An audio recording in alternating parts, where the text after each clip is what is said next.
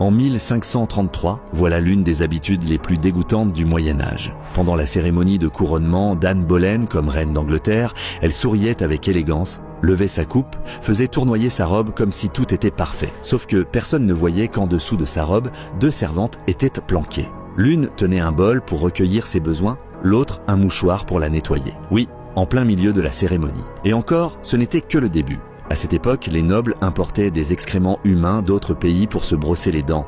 Les aristocrates mangeaient avec des couverts couverts de rouille et certains rois recevaient leurs conseillers pendant qu'on leur faisait un lavement en public. Versailles, malgré tout son luxe, n'était en réalité qu'une immense fosse à ciel ouvert. Au sommet de sa gloire, le palais abritait plus de 36 000 personnes pour seulement 29 salles de bain. Résultat, les déchets débordaient et se répandaient partout. La reine, inquiète pour l'hygiène, finit par ordonner la fermeture des salles de bain. Mais ça n'a fait qu'empirer la situation. Les femmes nobles, avec leurs énormes robes à cerceaux et presque jamais de sous-vêtements, se soulagèrent dans les coins sombres du palais. Et pour s'en débarrasser, elles jetaient tout dans la rivière. Des siècles plus tard, cette rivière s'est asséchée et s'est transformée en une rue très connue de Londres, Fleet Street.